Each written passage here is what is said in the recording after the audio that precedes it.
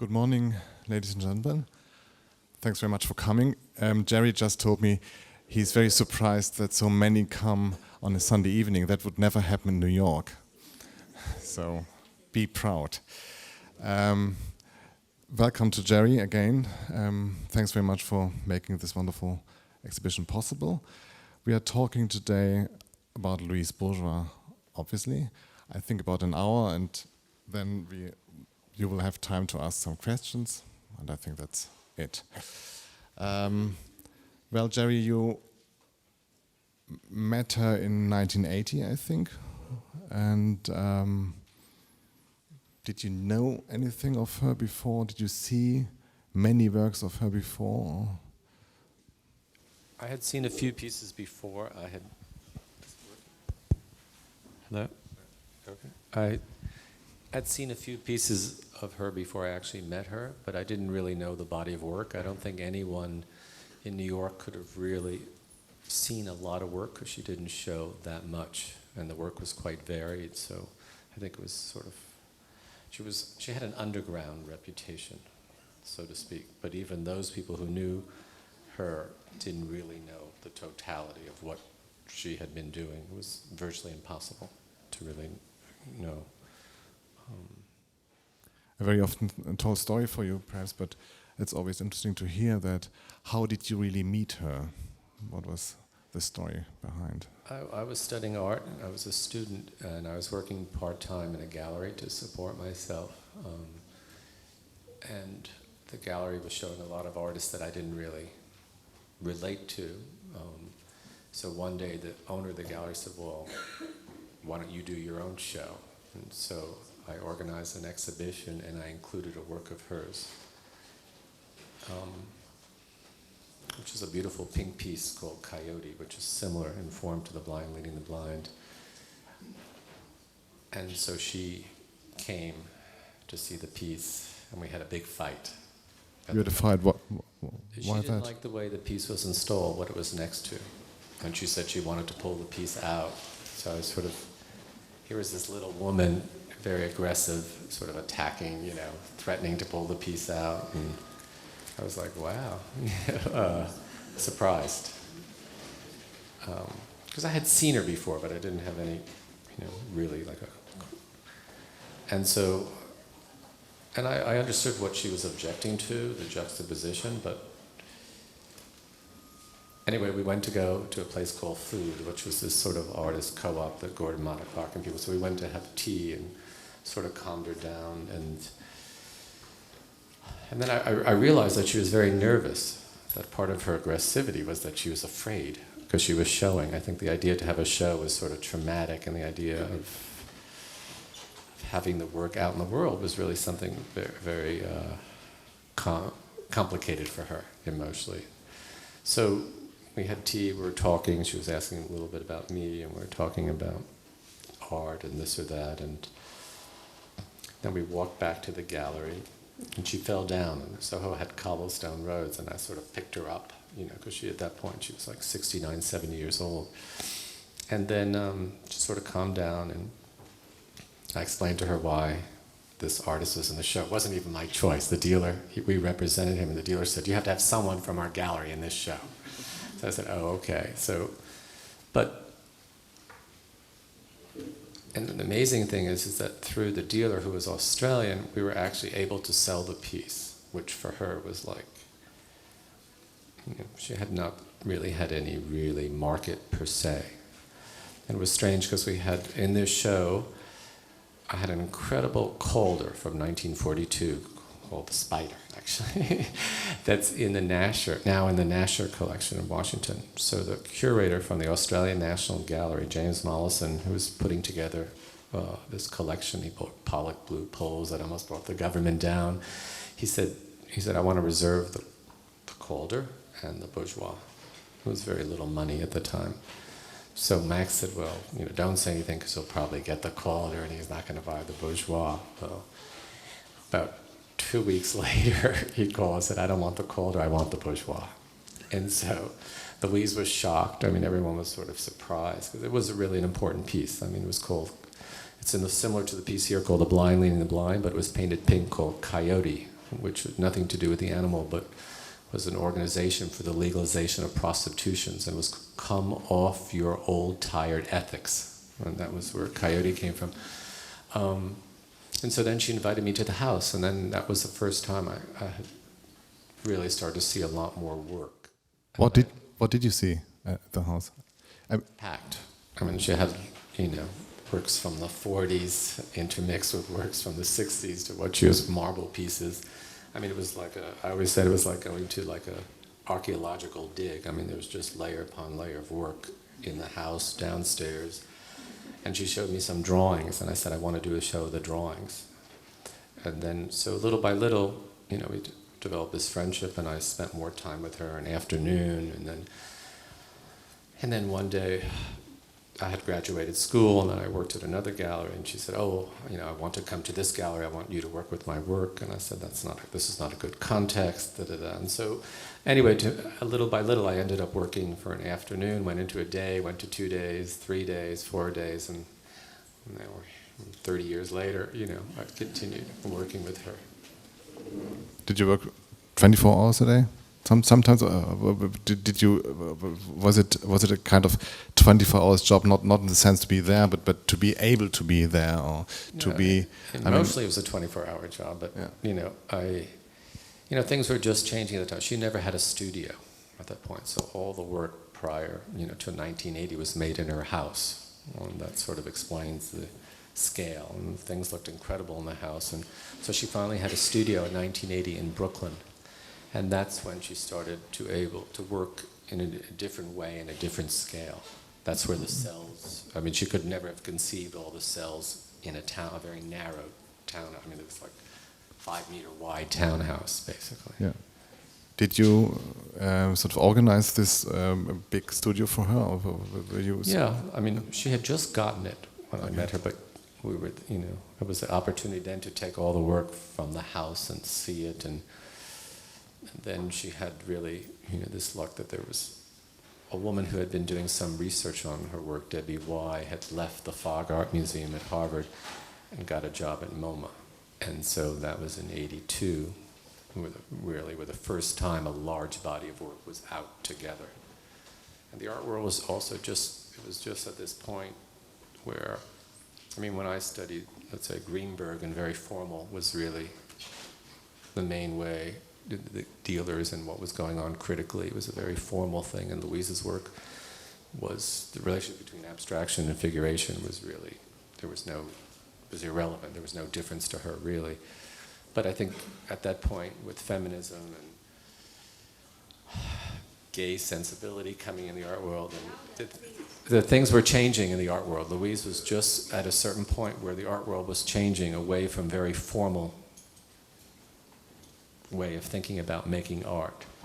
So the idea of stories and narrative and imagery was coming back in a way. And Louise, when I did the show, the drawing show, and I had some early paintings and drawings, it was a revelation for a younger generation who really was looking for a way to move. You had Guston had made this big transition, but it was a certain moment. A lot of things in life is about timing, in a way. And I think people began to see, little by little, this body of work, which I said it takes a while to understand because it changes so much decade after decade. She never wanted to reduce herself to a style. It was really, the work really had to change the way she was changing and respond to the way she was feeling, in a way, even though it's very consistent in a way. It was just hard for the art world. It was used to doing one thing. Now you have artists working in various mediums. They can make films, photography, video installations, the same artists. But at that time, people were pretty much, turning out a very similar kind of production. And Louise really didn't do production. She totally get bored to do the same thing more than once or twice. The sort of terrible question which you were asked many, many times, but how was she to work with? How was she personally? She was very old. She was already quite old when you met her. But okay, but she was 70. She was old, but she was still very vital. She was like maybe a 50. Or no, when she was 70, she was like someone who was 50, let's say. So she was still very vital. She was smart, energetic. She was But I always said that Louise had these two things because she was very smart and she was had a lot of knowledge, a traditional French education about philosophy and literature and art history. She had been married to an art historian, but on the other hand, emotionally she was almost arrested. She was like a child. So you have these two things going back and forth between the rational and almost the irrational. So there were moments where, we had our fights and arguments, but I would try to figure out, because she's one of these people, when she's afraid, she attacks. Some people get afraid and they withdraw. She gets very aggressive. So I had to really try to understand when she was being aggressive or when she was attacking, like what was, trying to trace the source back so we could resolve it. But she could be, sorry to ask this, but should be very funny too, and you had your sort of... Louise had a wicked sense, a very black sense of humor. She liked to tease people. She liked to, her idea was, her work is very confessional, but usually when people came to the house, my job was to get them drunk so that then they would talk and, talk, that was her, the way that she could keep filling that glass up, she could these people would come, really get very drunk and we're talking about their mother, their girlfriend. And that's what she loved. She loved hearing stories about life. She didn't want to hear about art history. She didn't want to hear, So that was, but she could be very funny and she's very perceptive. Louise is very sensitive. If their light was this, there was a draft. Physically, she was extremely sensitive to any noise, to any very acute sensitivity. Really. So how looked a normal working day at the Louise Bourgeois house for you? Can you tell? Well, it depended on her mood. There's certain days I would arrive at the house and I was like, uh-oh, this is going to be a bad day. I just knew something was wrong. And other days it was great and she would work. She'd like to do work more physically in the morning and then sort of after lunch she would then slow down and do drawings. Then she would get a second wind at the end of the day and she'd go back to the sculpture. Did you ever stop walking? Not working? Well, on Sundays she didn't. Sunday was the one day that I was not there, so she had these salons where people would come and they would discuss. But every day except Sunday, I would say that she worked. She needed to work. That was the one thing that calmed her down. And that was the amazing thing, the way she worked, is because one day she'd be working on a piece, and the next day she'd be really in a weird mood, and that piece would end up chopped up in 100. The work had to respond to the way she was feeling. So it can go through many. She would destroy it, cannibalize it, and then she would go back to something she had before, and then she would, she kept, she always said her work was a voyage without any destination. It had no sense. And I think her, unconsciously, in the end, she could end up destroying it. I think many times I had to take the work away. I said, oh, it's done, I like it. She'd come to the studio, she said, where's that piece? I said, it's gone. And then she would start something else because she could keep reworking, because she wasn't interested really on one level in this final formal resolution. She was interested in the process and how it made her feel and what she saw, and then it's not that she would destroy the work, but she could continue working on it, and it would go through various phases in a strange way. They were all interesting phases, but at a certain point I just said, that's it. Once there was a piece that had come back, that she had a marble piece, that a collector had given to her dealer to resell, and so he didn't realize, what Louise is like. He goes, come up, I want you to see this piece, and Louise is like, I want that piece back in the studio.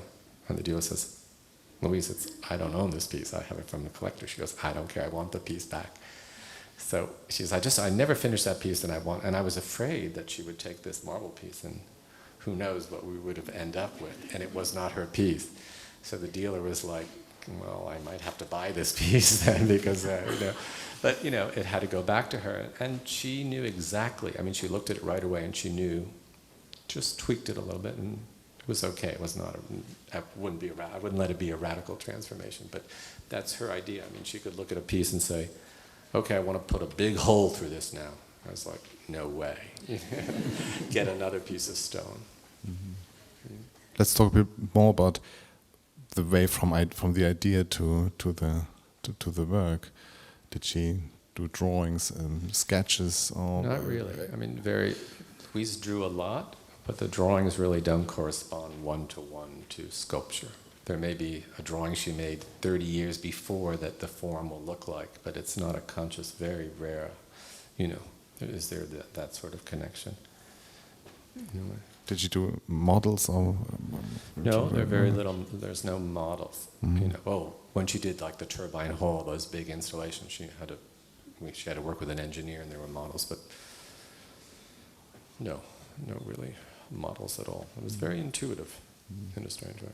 Even with the cell, she'd set up this sort of architecture, and she'd keep moving, making things, putting it here, switching here. I mean, there was, it really was this ongoing process. We are surrounded by these insomnia drawings, 220 sheets made between, I think, November '94 and May '95. Yeah. Did you at one point say, I just want to sort of make a work about my insomnia? No, she didn't. There was never anything in advance. I think she just was not sleeping. I mean, she's had insomnia her whole life, and her two sons. And so one day I went there and I saw some drawings at the bottom of the stairs. I thought, okay. So I picked them up, and then she came down and she said, I didn't sleep at all, but I made these beautiful drawings. And so the next day I would go there. Sometimes there'd be no drawings, but the next day there'd be 2 and 3. And as she was staying up mostly all night, she would be working in her bed, making these drawings. Mm-hmm. And I just kept them all together. And then there was this idea, to keep them all together as this thing. And then at a certain point, the insomnia got a little better, and then she stopped. Mm. And she did not draw at night again, virtually. It was this one particular body of work that was made at night. Mm. What I think fascinating when I look at these drawings is the relation between writing and drawing. When I went to the studio and sort of browsed through these massive body of paper and written paper and notes, these many notes, I thought, she actually wrote more than she drew. Can you say something? She always recorded. Louise had diaries her whole life. From 12 years old to the very end. I think the idea of recording how she was feeling, or recording some event or some sort of thought or some sort of reaction to someone she had seen or something. So the drawings were just another form of recording something, but the drawings could also, in a way, Louise really felt that she had access to the unconscious, and the drawings were really, at a certain moment, she would slip into this thing and things would come forward in a way that she was not totally in control of. Whereas, the writing is a much more rational kind of thing. She was much more conscious of what she was writing. She didn't want to forget anything. But the notes are related to the psychoanalysis she did in a way, or? Some of that were, but sometimes a lot of the drawings beginning in the 80s were annotated heavily on the back.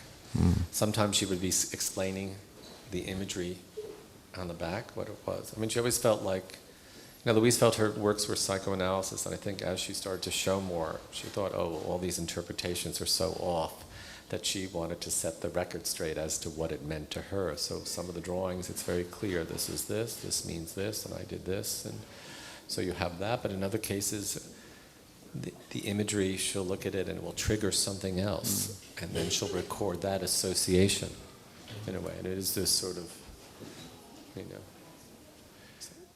So she went to psychoanalysis for about 30 years, more or less intense. The concentrated period was after her father died. She got very depressed, and she was in therapy intensely from like 52 to 67.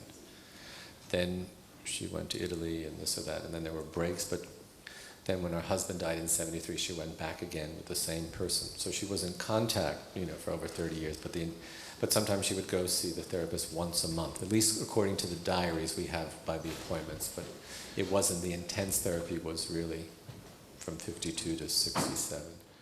So the therapist was next to her father and to her husband, the third very, very, very, very important man in her life. Would you say that?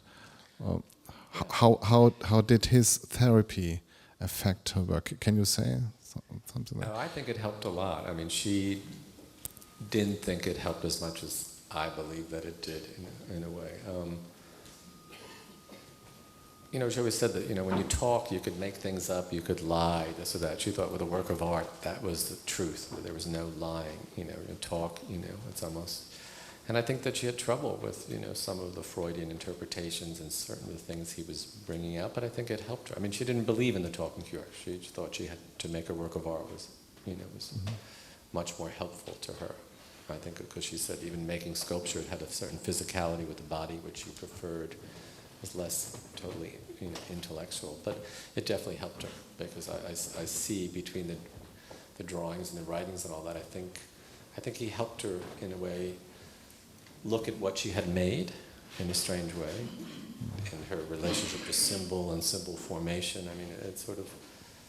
I definitely think it was a positive, and I think she would think it was a positive. It wasn't a cure, not that making art was a cure either, but it sort of helped her get through the day. Would you say that the death of her father and the depression was a kind of watershed in her work? That she started with these personages, which are very impressive for me. Really sculptural command on abstract expression has been much underrated. And then then the father died, and she. It was almost like in the work, up until basically the 80s or so, the work was very aggressive about cutting things, having to be shoved together, or two contradictory things coexisting together. And I think that had a lot to do with the father. Then at a certain point, I think maybe as she was getting more physically frail, it seemed like everything was about the mother. Working in fabric and the clothes and the sewing and the spiders all connected really to the mother. She hardly mentioned her father. And that's what the psychoanalytic writings really made clear, is that she was really in love with her father. I mean, she was quite jealous of all his other infidelities and in a strange way. And I think, you know, you see this conflict between she took care of her mother who was sick and she was the nurse. On the other hand, she was taking care of her mother so the father could be sleeping with other people. So everything was very contradictory in a way. There was always both sides, you know. And she had this very special role in her family. She was the chosen one, as you say, always. Yeah, I mean, her sister was not really that educated. Her brother was not well mentally, so she was, you know, definitely the chosen one. But, you know, the problem is that Louise was extremely intelligent, but her father, this is where the resentment, in a way, her father really did not want her. She said she would not have been an artist had she stayed in France. It was just not in the social family makeup. She would not have been allowed to do that, really. It would have been quite difficult. So she said she was a runaway. She said, I was a runaway, but I was a runaway who made it. She survived in a strange way. But, you know, her father did not want her to, you know, her father didn't like the fact that she was too smart. He didn't think, you know, he wanted her to get married and perhaps continue in the business. But he didn't want her, I mean, she was studying mathematics, and he was like, come on now, you're in philosophy. I mean, he didn't like that. And he was actually putting her up in a sort of partition of the gallery. So. That was common. At a certain point, Louise had stopped studying. I mean, well, she got her degree at the Sorbonne in philosophy and mathematics, and then when her mother died, she was depressed. And then she started art. You know, that was sort of, you know, it's not my idea, but this curator has been working on the archive, said it's funny, when her mother died, she went into art, you know, and when her father died, she went into analysis, you know, in a strange way, and how the two are two very different sides to the same personality. But yeah, her father at one point when she was studying at the École de Louvre said, okay, he had a tapestry gallery on the Boulevard Saint-Germain-des-Prés, and she had a little section off, and she was trying to sell little prints and books and little paintings of Bonnard and small things like that. But basically her son had said, oh, her father had, I'm going to put my little pretty daughter in the window and some guy's going to come by and, you know, and find her. I mean, it was like an advertisement. That's what I was told. I mean, that's how she met her husband, so it did work. I mean. And she met Alfred Barr there. Alfred Barr, yeah. She was. So Alfred Barr, the other very important person in her life, because she was secretly always in love with him. And when you read the diary, she had a crush on Alfred Barr. Yeah. But it was not easy to seduce. Louise had many crushes. I mean, Louise, you know, had lots of. You know, the work is about this relationship to other people. Obviously, to have this crush or this game of seduction or teasing, or is you know, it's a turn on. And then Robert Goldwater came in. This little, for me, it's I'm seeing Louise more like a spider, building up this trap, this little shop, and sort of catching people. And she caught Robert Goldwater. Yeah, he had come in, and it's funny because this woman who was doing research in Paris with her husband, Robert Goldwater, I had a chance to speak to her before she died, and she was with Robert Goldwater when he met Louise, and she said, he had come back and said to her, I met this incredible French lady, and it was really love at first sight for him. I mean, he was a Francophile, and in a strange way, he was a runaway, because he was sort of, his family situation is somewhat similar, only it was more the mother. I mean, Robert Goldwater was, originally it was going to be, his father was a doctor, so originally he started out a doctor. He didn't want to do that, and then he was going to be an architect, and the mother, then when he said he was going to study art history, his mother was just like, wow, that's the lowest, I'm so disappointed in a way. So they were like two sort of coming from dysfunctional families, and they sort of hooked up together in a strange way. But, it definitely was on Robert's part. I mean, he was love at first sight. And on her part? Was it just the first chance to get away from? Well, I think she saw there was a chance to get away, but I think it was also hard for her to leave, the idea of leaving to go to New York. I think on one hand, this was her ticket out, but on the other hand, I think she was very frightened. It was also, he was Jewish, the war was just, there were a lot, it was complicated. She always said, the biggest fear I have is to be abandoned. And I think you've suffered of this fear. How should you say? Abandonment was one of her biggest. The idea of being abandoned. Whenever I would go away and do a show, she'd be like traumatized. I never told her I was going until literally I'd be with Louise and say, "Car's picking up in 5 minutes. I'm going to Europe. I'll be back in 3 days." Because if I told her in advance, she would be like hysterical. So I had to tell her, and then. So I could never really travel that much because she, So that was, would you actually call? Thinking about the trauma. She was dealing with trauma in a way, and it's of course for an art historian like me, because I am an art historian, so I do something very low level.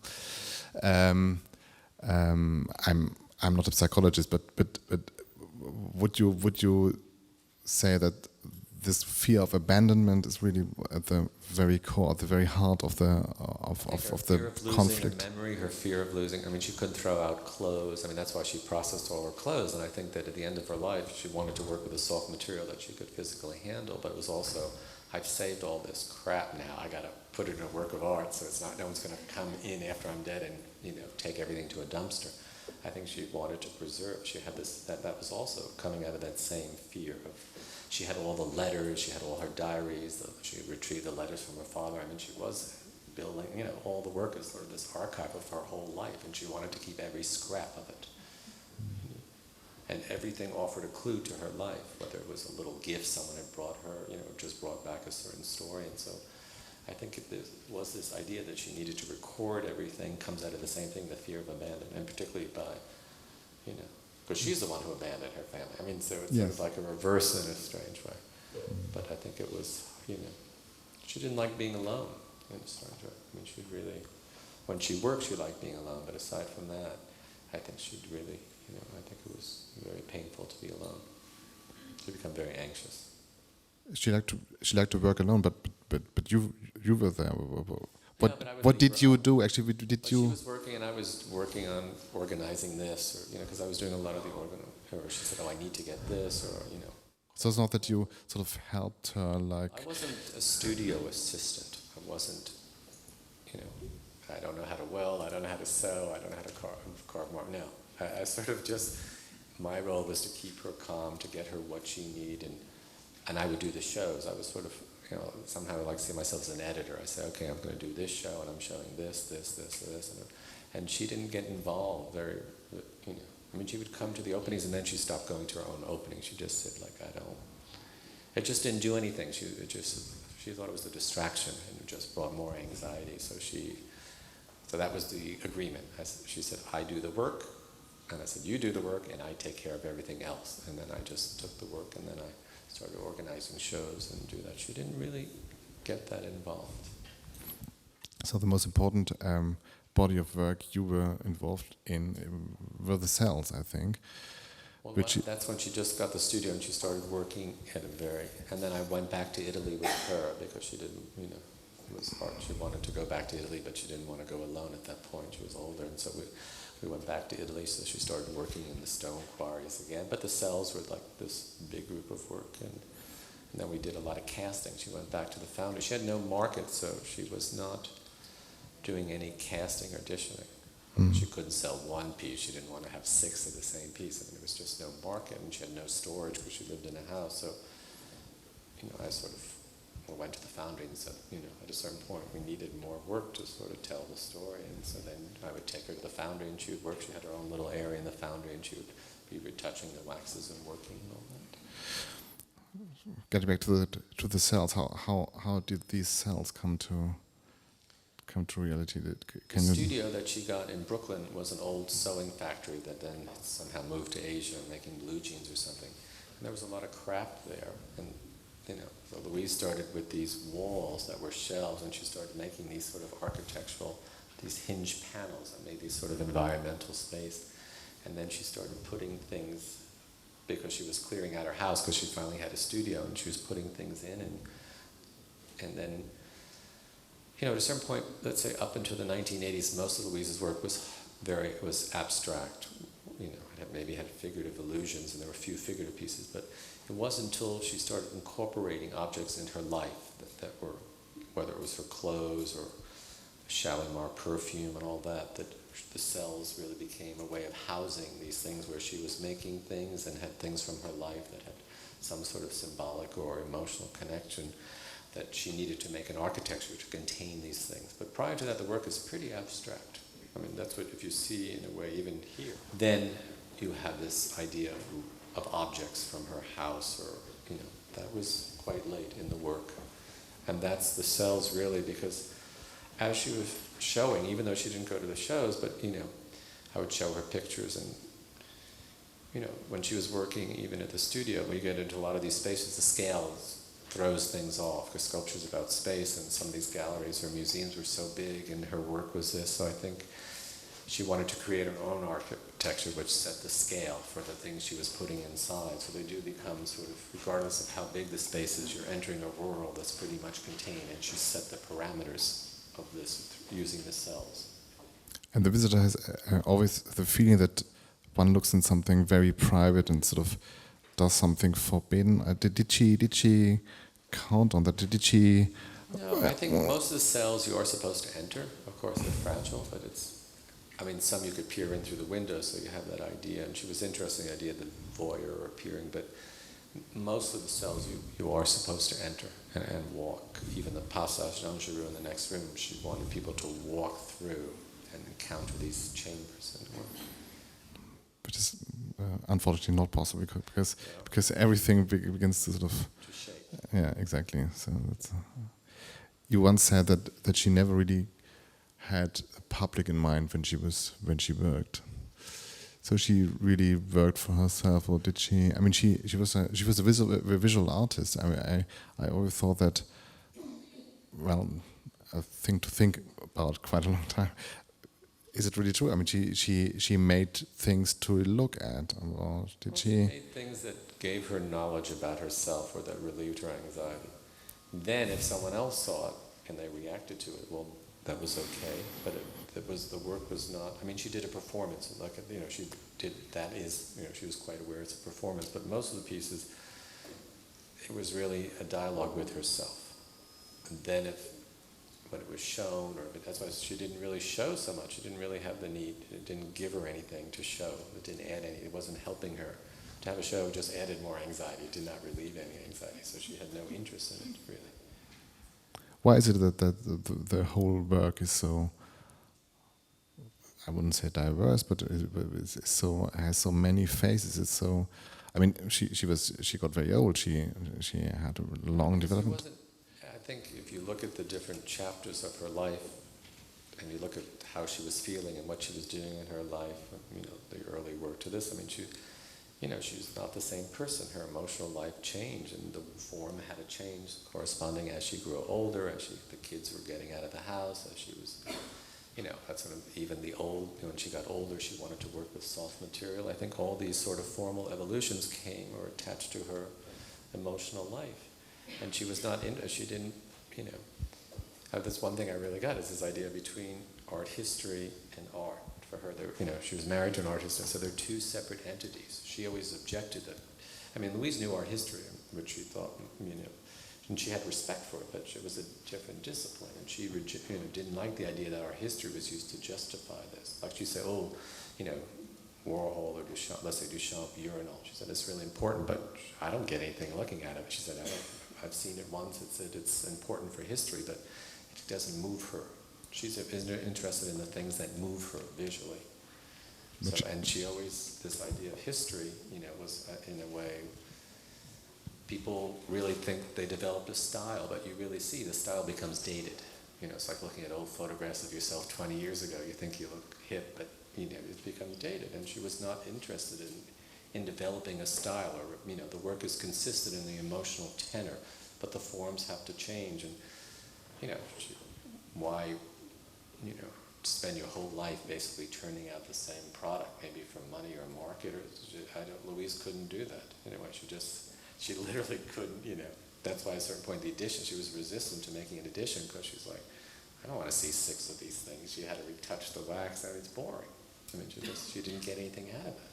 She was interested in how she could move this way and move this way and move this way. I mean, in a way it's very, I mean, I think that's why it's taken history a long time to digest what she's done, because it's actually anti-history. It's like, I want to have, you know, this emotional reaction to the work. I mean, she belongs to history, and she always said, oh, I know I'll be part of history. I'm one little rock in the wall, but it's not what, you know, so many artists are interested in quoting history or taking off on history. And not to say Louise had The Blind Leading the Blind, which is a reference to Bruegel, but it's not really where the motivation or the ideas are being generated from. I mean, you have a whole generation, which Louise said, she had sold a salon, so she met lots of students that are coming out of art school, think they have an idea.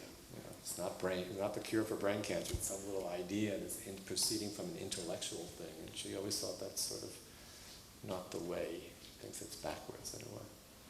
That's why her work is extremely pathological. And, you know, and that's rare, you know, to work in the conceptual of a pop vein, which is very popular, is because it has this idea of an idea, an audience, and it's mimicking what's already out there. And Louise didn't feel, you know, that's not what she felt. I mean, she loved Warhol. She thought he was like, you know, pathological, you know, and that, but I mean, she would say, oh, I don't think he was so good for the art world, because it just opened up, like Duchamp, it just opened up for her a lot of bad art to come out. You know, but, you know, and... Did she have particular, did she like particular artist most? Or did she... Well, she liked Richard Serra. She liked work that was very different. Most people who came, a lot of students would come and do something that looked like her work, and she hated that. You know, anything that was close to what she was doing, she said, oh, this is sort of derivative, I don't know. So she hated Eva Hesse, for example? No, Eva Hesse didn't come to the salon and all that, that was before. No, she thought Eva Hesse was probably a little bit too close for comfort, you know, in a way. Because Eva Hesse was, you know, was coming from a similar place, but very different, a minimal thing, but, you know, but, no, she liked, I think she respected Eva Hesse, but she just, you know, it was, I'm talking more when I met her in the 80s, in the sense of that, because, you know, Louise doesn't think the artist is that high on the food chain. I think this is the thing, she doesn't think, you know, she always said, oh, a writer is much better than an artist, because an artist is just expressing themselves, whereas a writer can prove something, and it's more rational, and it's sort of higher on the food chain. She always said, oh, if my kids were an artist, I would feel like a failure as a mother. You know, she didn't want that. And she, you know, she was very candid. When she had the salons, particularly, she'd say, like, you know, people, oh, you're too smart to be an artist. You could do something better. Or you're so pretty, you should be a model. Stop making this bad art and go out and get a, you know, you should be on the runway. I mean, she really didn't see the artist as this sort of, you know, she didn't have this idea that the artist was so high on the food chain in a strange way. It was extremely large. I mean, you took me once to her bedroom, and she was sort of this tiny bed, surrounded by books, literature, French literature, Balzac, she was very well. Victor Hugo.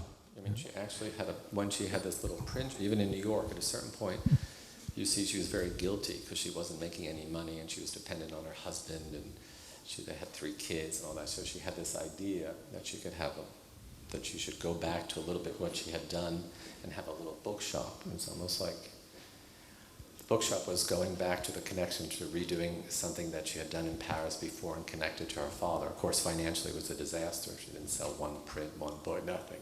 But that was one idea. And then in the end, I think she went back to the fabric, which was then sort of resetting up this sort of tapestry workshop that her mother had. I mean, it's always this mother-father kind of in the ideas and the physical reality in a strange way. Let's go back to the parents, perhaps for a while. I always had the feeling that I mean, you said it. Really, she loved the father. It's a misconception to say that she never got over her Oedipal complex. She never resolved that. That's what I think the writing's quite clear. And her mother was this extremely well organized, very. The mother, yeah, she loved her. I mean, the mother was, the spider. Her mother was the one who sort of protected her in a strange way from the father. I mean, the mother knew what the father was up to and all that. The mother was quite strong. Louise said, my mother was much stronger than I, as a person in a way. But, her mother was sick, so it was sort of, death was always looming. And Louise, it was a reversal of the role. She became the nurse of her mother when she was like 14, 15. So that also could twist your head around in a strange way, because like the mother was dependent on her. And Louise was pulled out of school to take care of her. She was then sent down out of Paris to go to the south of France because her mother needed to be in warm climate. So, there are all these sort of complexities in relationships, and that's what the work is really about, is really the relationship. From how one person makes you feel this way and how another person makes you feel this way, and this person brings up this conflict, I think. She said it's the encounter with other people that brings up this sort of emotional reservoir of things that are inside you. Not through the ideas, it's really through the encounter of somebody else. Yeah. And then she always blamed herself to be a very bad mother. Was she a bad mother? Well, I think it was difficult for the kids. I mean, I wouldn't want to have grown up in that household. I think she always said that, she had to do her work. And she wanted to have kids, her husband did not. But, because her sister had no kids and her brother had no kids, and I think she wanted to have kids. I think and her father wanted her to have kids, and that's why I think and the kids have her name, the bourgeois name, they don't have her husband's name. She wanted to keep the bourgeois name going, but when the kids were born, she said, I couldn't handle them. Her husband had to do more of the work. And she realized at a certain point that her need to be an artist was actually really more important in a strange way. But she felt guilty not being a good mother. I mean, the kids were brought up, they both went to Harvard. I mean, they're smart and all this, but I think it was very difficult. At a certain point, they had to fend for themselves. And they did it in different ways.